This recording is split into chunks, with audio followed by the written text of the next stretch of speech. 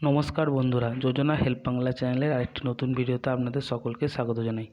রাজ্য সরকার সবসময় মেধাবী ও দুস্থ ছাত্রছাত্রীদের পড়াশোনা যাতে আর্থিক কারণে বন্ধ না হয়ে যায় সেজন্য সবসময় সাহায্য করে থাকেন, কখনো স্কলারশিপ বা কখনো নগদ টাকা পুরস্কার হিসেবে দেওয়ার মাধ্যমে। এবার এই এক ধাক্কায় অনুদানের পরিমাণ 10,000 টাকা পর্যন্ত বাড়িয়ে দিল সরকার। আর চিন্তা নেই মেধাবী পড়ুয়াদের।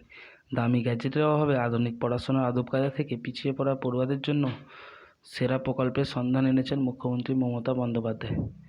তারই সেরা লক্ষ্মীর ভাণ্ডার প্রকল্পের মাধ্যমে মা পাবেন 1,000 টাকা করে আর ছেলেমেয়েরা পাবেন 10,000 টাকা করে এককালীন। তরুণের স্বপ্ন প্রকল্পের মাধ্যমে এই টাকা দেওয়া হবে।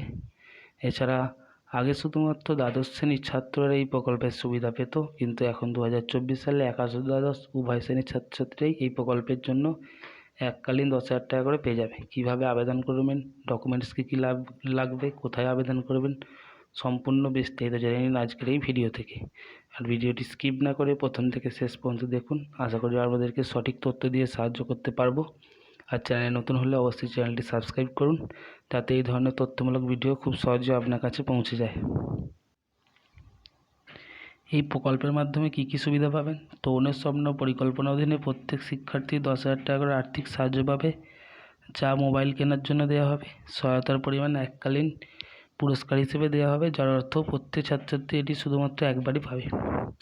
তরুণের স্বপ্ন উদ্যোগে শিক্ষার্থীদের ডিজিটাল ব্যবধান অতিক্রম করতে এবং আধুনিক শিক্ষায় প্রবেশ করতে সহায়তা করবে। শিক্ষার্থীরা অনলাইন ক্লাস করতে এবং অনলাইন শিক্ষাগত সংস্থানগুলিতে অ্যাক্সেস করতে সক্ষম হবে। পশ্চিমবঙ্গ রাজ্য সরকার শিক্ষার্থীদের এই ভর্তুকি প্রদান করে, যাতে তারা নিজস্ব স্মার্টফোন বা ট্যাবলেট পিসি কিনতে পারে। কারা কারা এই প্রকল্পের সুবিধা পাবেন? আবেদনকারীকে অবশ্যই পশ্চিমবঙ্গ রাজ্যের অন্তর্গত হতে হবে। আবেদনকারীদের অবশ্যই পড়ুয়া হতে হবে এবং পড়ুয়ার পরিবারকে অবশ্যই পশ্চিমবঙ্গের স্থায়ী বাসিন্দা হতে হবে বা কমপক্ষে 10 বছর ধরে রাজ্যের স্থায়ী বাসিন্দা হতে হবে। শুধুমাত্র একাদশ ও দ্বাদশ শ্রেণীর পড়ুয়ারা এই স্কিমের জন্য আবেদন করার যোগ্য। পশ্চিমবঙ্গের যে কোনো স্কুল বোর্ডে পড়লেই হবে। শুধুমাত্র পূর্ববর্তী পরীক্ষায় উত্তীর্ণ শিক্ষার্থীরাই আবেদনের যোগ্য। আবেদন করার জন্য কী কী ডকুমেন্টস লাগবে? ঠিকানা প্রমাণ, স্টুডেন্ট আইডি কার্ড, সাম্প্রতিক পাসপোর্ট সাইজের ছবি, আগের ক্লাসের মার্কশিট, আইএফএসসি কোড সহ ব্যাঙ্ক অ্যাকাউন্টের বিবরণ, মোবাইল নম্বর। এছাড়া মোবাইল যে কিনবে তার যে রিসিপ্ট সেটাও জমা দিতে হয় অনেক সময়। কীভাবে আবেদন করবেন?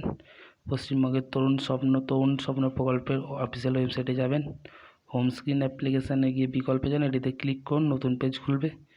সমস্ত প্রয়োজনীয় বিবরণ সাবধানে লিখুন, প্রয়োজনীয় কাগজপত্র আপলোড করুন, সাবমিট অপশানে ক্লিক করুন। পরে ব্যবহারের জন্য পিডিএফ ফরম্যাটে আবেদনপত্র সঙ্গে রাখুন। একবার অনুমোদিত হলে পড়ুয়ারা টাকা পাবেন স্মার্টফোন বা ট্যাবলেট কেনার জন্য তরুণের স্বপ্ন স্কিমের মাধ্যমে 10,000 টাকা। আবেদনের স্ট্যাটাস কীভাবে চেক করবেন? শিক্ষার্থীরা যে স্কুলে আবেদন করেছে সেই স্কুলের সংশ্লিষ্ট অফিসের দায়িত্বে থাকা শিক্ষকের কাছে যাবেন। আপনার প্রয়োজনীয় নথিপত্র যেমন একটি আধার কার্ড, ব্যাঙ্ক অ্যাকাউন্ট ইত্যাদি দিয়ে দিন।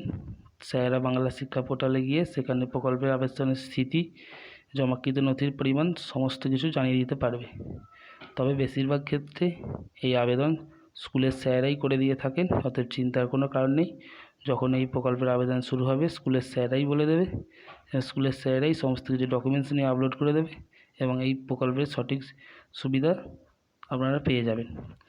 আর প্রকল্পের টাকা পাওয়ার পর যতটা সম্ভব একটি ফোন কেনার পর একটি স্লিপ স্কুলে জমা দিতে হয়, যেটা উপর মহলে পাঠাতে হয়।